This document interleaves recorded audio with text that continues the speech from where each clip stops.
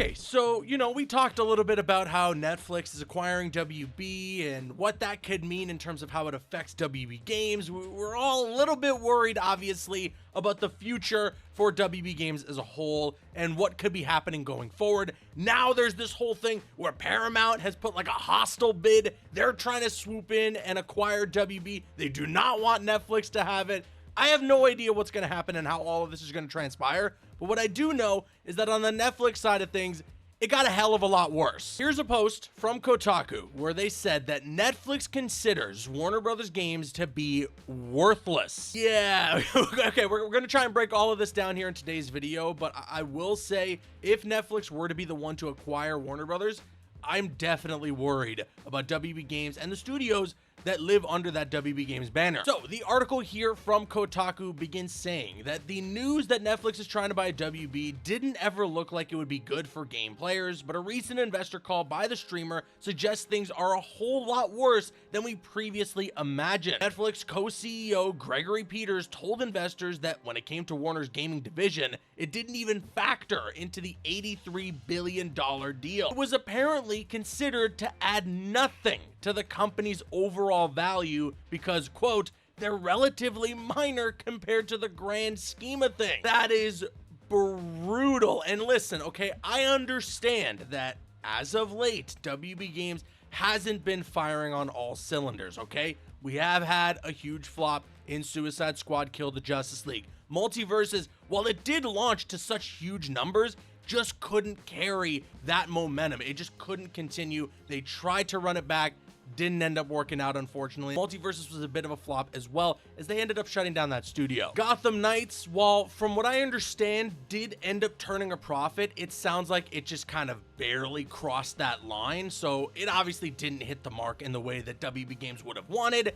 And out of the sea of some of these major flops and minor ones, it looks like Hogwarts Legacy was the anomaly. Hogwarts Legacy was the one that was a massive, massive success, but that should show potential there. And on top of that, I mean, we have a franchise like Mortal Kombat that has been extremely consistent. No matter what, regardless of like fan perception or whatever it may come to, like reviews and everything, those games just sell. And so there should be value, or there at least should be some factor in that $83 billion deal to say, there's something here in that gaming division. But for Netflix to say that it basically factored next to none in their purchase of WB, it does not bode well for what their thoughts may be about WB Games moving forward. And yeah, the full quote from Gregory Peters is here in the article. He mentions that while they definitely have been doing some great work in the game space, we actually didn't attribute any value from that from the get-go because they're relatively minor compared to the grand scheme of things. You know what's another really frustrating thing too about this quote is that the grand scheme of things,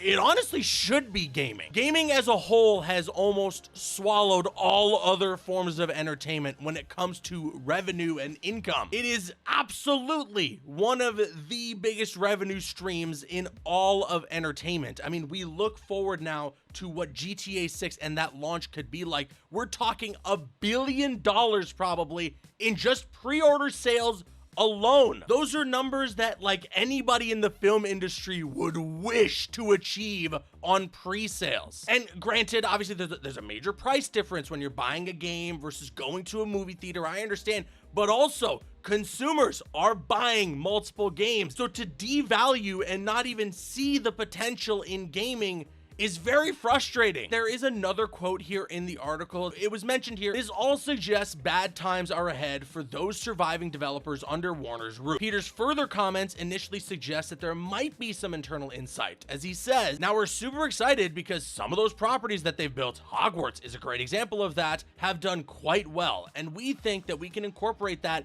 into what we're offering. Kotaku mentions here, however, what we're offering is the key phrase, given how clear Netflix has recently made its focus on mobile only. Another quote here, they've got great studios and great folks working there. So we think that there's definitely an opportunity there, but just to be clear, we haven't built that into our deal model. He's literally saying, hey, I mean, Hogwarts Legacy was great. Don't get me wrong. They did well with that. But no, we don't care.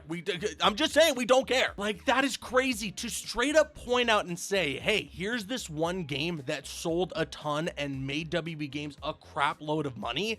But, I mean, that didn't really factor into our deal. And then them saying that they look and assess what WB Games is doing and see potential and want to apply that to what Netflix is currently doing, which, yeah, has been like mobile type games within their Netflix games library. It hasn't been all that. I mean, recently, I think they added Red Dead Redemption. I know that they have like some of the older GTAs in there, but definitely nothing AAA. I mentioned in my last video, they opened up a AAA studio at Netflix. They wanted to make games at that scale, and then they shut down the studio and thought that AAA games as a whole were too risky. So going forward, would they want to invest in Rocksteady making another potential Batman game if that studio lost somewhere north of $200 million on their last project? Going forward, like, do they want another Mortal Kombat that is of a bigger budget after the last game maybe didn't sell as much as MK11 did? Do they even want to make something like an Injustice 3 if the Injustice games don't sell nearly as much as Mortal Kombat? Or are they just going to go to NetherRealm and say, no, you guys are making Mortal Kombat to the end of time? Everything that I continue to read about this deal, it is very, very bad for the game side especially. Is there a shred, a chance, even 1% of a possibility that Netflix will see what's going on at WB Games, understand that there's some potential, and just let them do what they continue to do? Maybe. But everything that they're saying seems to suggest otherwise. And then obviously, you know, you've already heard my opinion on the film side of things and some of my frustrations there. But now, who even knows what's going to happen? Like I said, Paramount has put in a hostile bid of something like $108 billion. Now, there's a whole lot of business stuff that's going on behind the scenes as to why that bid from Paramount isn't technically as good as Netflix's lower bid, but we're not going to get into all that here in today's video. What I do know is that if it were Paramount or Netflix buying WB, it really does feel like that at the end of the day, we're the ones who lose. No matter which way you slice this, it is all just like terrible, terrible news. I am extremely bummed out, and definitely after these comments here from the co-CEO at Netflix to say that they didn't even factor in WB Games into their purchase, to the point as well where they didn't even mention it in the acquisition press release. And then to also say, oh yeah, Hogwarts Legacy, that was cool, but again, we did not factor WB Games in. It's just it's so bad, guys. It's so bad. I don't know. I'm going to send it to you guys now. Sound off your thoughts in the comments section below. What do you think about all this? I'm really worried. I hope I'm wrong. I hope I am proven wrong. Please, please prove me wrong. Netflix or Paramount, I don't care. One of you guys, just do something with the games. I've been Caboose. I'll see you guys later.